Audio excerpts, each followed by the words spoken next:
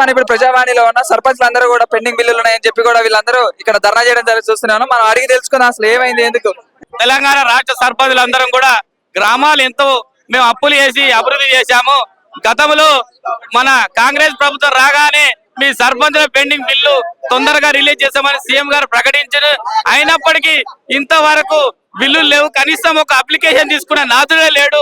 మన కనీసం ప్రజావాణి అంటే ప్రజల సమస్య వినే వాణి కనీసం ఒక గ్రామ ప్రథమ పౌరులు కూడా దిక్కు లేదు. ఇలా గడీలు బద్దలు కొట్టి మేము ప్రజల సమస్యలు వింటున్నా సీఎం గారు కనీసం మా వినత పత్రాలు కూడా తీసుకోవడానికి ఇబ్బంది ఉంది. అంటే ఎన్ని సంవత్సరాల నుంచి మీ బిల్లులు అన్ని పెండింగ్ లో ఉన్నాయి సర్పంచులు? 2 years నుంచి ఎలక్షన్ ముందు చేసిన పనులు ఉన్నాయి. అంత ముందు గతంలో చేసిన ఎన్ని చేయాల్సి ఉన్నాయి. చాలా ఒక్కొక్క దాదాపు 1200 కోట్ల బిల్లులు పెండింగ్ ఉన్నాయి. దాదాపుగా నా గ్రామంలోని 60 లక్షల దాకా రావాలి. మేము అప్పులు చేసి మరి గ్రామ పంచాయతీ భవనాలే గాని, పల్లె ప్రకృతి వనాలే గాని, శ్మశాన వాటికలే గాని ప్రతి వీధికి సీసీ రోడ్లు, అండర్ గ్రౌండ్ డ్రైనేజ్లు, వీధి లైట్లు, ఈ విధంగా అప్పులు వేసి మేము పని చేస్తే కనీసం మా కోసైన నాదుడే లేడు. కాబట్టి దయచేసి మా పెండింగ్ లో ఉన్న బిల్లులన్నీ కూడా నటరాజన్ గారు కూడా సీఎం గారికి దృష్టికి తీసుకెళ్లి మా ప్రజల్ని మాకు బిల్లులు ఇప్పియాలని కోరుకుంటున్నాం. ఎందుకంటే సర్పంచులు ఎంతో మంది చచ్చిపోయారు. ఇందిరమ్మ రాజ్యం అంటే మరణాలేనా? కనీసం పరిష్కారం లేదా? వీడికి ఎన్ని రోజుల నుంచి మమ్మల్ని బాధ పెడతారని చేస్తున్నాం. రాబోయే స్థానికలలో మీకు దిక్కు దివాలు లేకుండా అయితే మా బిల్లులు పెండింగ్ ఉన్న బిల్లులు చెల్లిస్తేనే మీరు అన్నిటికీ బాగుంటుందని తెలియజేస్తున్నాం. మా డిమాండ్ అంటే కాంగ్రెస్ ప్రభుత్వం వచ్చిన కాడ నుంచి మీ బిల్లులు అన్ని పెండింగ్ లో పడ్డాయి. అంటే అంతకు ముందు మాత్రం బానే ఉన్నాయా? గతంలో కూడా కాంగ్రెస్ ప్రభుత్వం ఎలక్షన్ బిఫోర్ ప్రొసీడింగ్లు వచ్చాయి. అవి ఏవైనా ప్రభుత్వం ప్రొసీడింగ్లు ఇచ్చాక కలెక్టర్ గారు ఎంపీ రికార్డులు చేస్తే ఏ ప్రభుత్వం ఉంటే ఆ ప్రభుత్వం ఇవ్వాలి. బడా కాంట్రాక్టర్లకు ఆల్రెడీ బడా పొంగులేట్ లాంటి, రాజగోపాల్ లాంటి బడా కాంట్రాక్టర్లకు పర్సెంటేజ్ పరంగా వస్తున్నాయి. వాళ్ళు కూడా మహాయంలో చేసిన బిల్లు ఇప్పుడు రిలీజ్ చేసారు. మరి మేము చేసినా మేము అప్పులు చేసిన మాకెందుకు రిలీజ్ చేస్తలేరని డిమాండ్ చేస్తున్నాం. బడా కాంట్రాక్టర్లకు ఏవో రిలీజ్ అవుతున్నాయి, చోటా కాంట్రాక్టర్లకు మాత్రం దిక్కు దివాలు లేకుండా అయింది.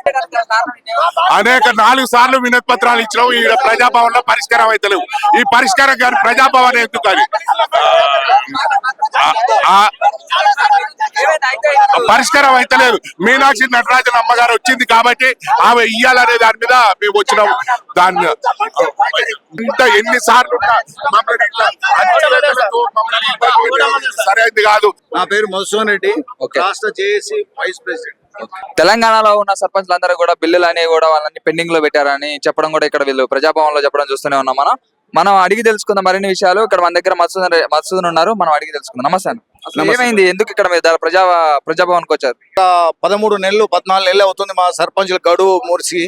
మరి గతంలో సర్పంచుల ముగియక ముందుగా 3 నెలల ముందుగా ప్రభుత్వానికి మేము అల్టిమేట్ జరిగింది. మాకు రావాల్సిన పెండింగ్ బిల్స్ ఉన్నాయని గౌరవ ముఖ్యమంత్రి గారు ముఖ్యమంత్రి కాగానే వెంటనే చేయడం జరిగింది. మరి ముఖ్యమంత్రి గారు పిలిచి మాకు చెప్పారు, మీకు మేము వచ్చిన వెదనే 3 నెలల మీ పెండింగ్ బిల్స్ అన్ని పూర్తి చేస్తా అన్నారు. ఈ రోజు కూడా నయా పైసా ఒక గ్రామ పంచాయతీలో వేయలేదు. వేయకపోగా మాకు రావాల్సిన డిసెంబర్ 2వ తారీఖు నాడు వేయవలసిన నిధులని కూడా పక్కదారి పట్టించేసి, గ్రామ పంచాయతీ రావాల్సిన నిధులని కూడా పక్కదారి పట్టించేసి గత సంవత్సర కాలంగా మమ్మల్ని చాలా ఇబ్బందులు పాలు చేస్తూ ఉన్నాడు. ఇప్పటికీ ఈ ప్రభుత్వం వచ్చిన 29 మంది ఆత్మహత్య చేసుకున్నారు. ఇంకా చాలా మంది కూడా లైన్ లో ఉన్నారు.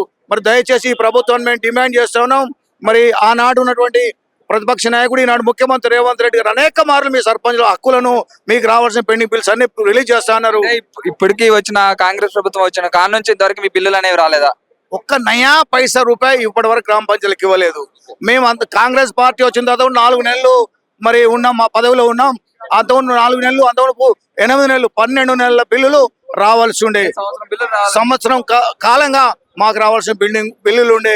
బీఆర్ఎస్ ప్రభుత్వంలో 8 నెలలు, ఈ ప్రభుత్వంలో 4 నెలలు.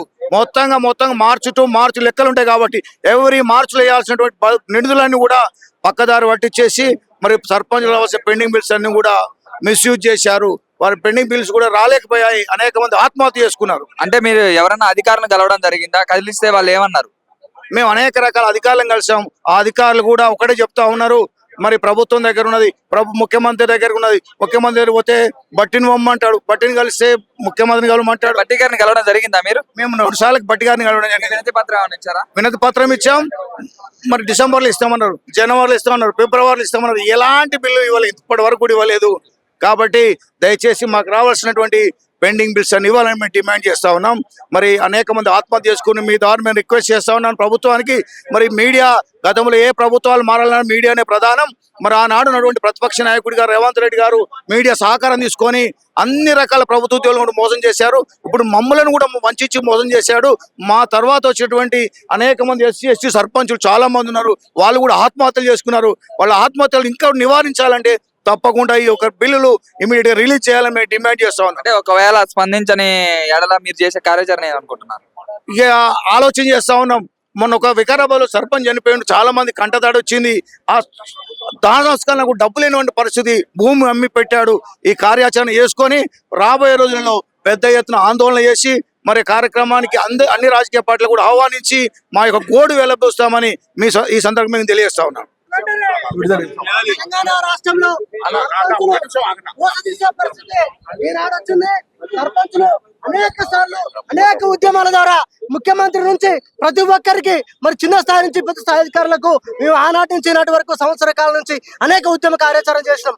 ఈ రోజు మీనాక్షి మేడం గారు కాంగ్రెస్ పార్టీ ఇక్కడ ఇన్ఛార్జ్ గా తెలంగాణ రాష్ట్రానికి వచ్చారు. మీ ముఖ్యమంత్రి రేవంత్ రెడ్డి గారికి మా యొక్క సర్పంచుల సమస్యను మీరు చెప్పండి అని చెప్పి మిమ్మల్ని ప్రాధాయపడుతున్నాం. మీకు చేతులు జోడించి ఈ తెలంగాణ రాష్ట్ర సర్పంచులు దండం పెట్టి చెప్తున్నాం, మా ఆవేదనని అర్థం చేసుకోండి.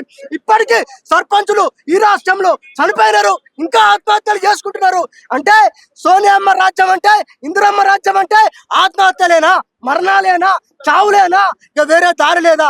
మీరు గాంధేయవాదులు, మీరు అనేకమైనటువంటి సమస్యల నుంచి మీరు పైకి వచ్చినటువంటి ఒక ఆత్మనిగా కళ్ళగన్నటువంటి వ్యక్తులుగా మిమ్మల్ని మేము గౌరవిస్తా ఉన్నాం.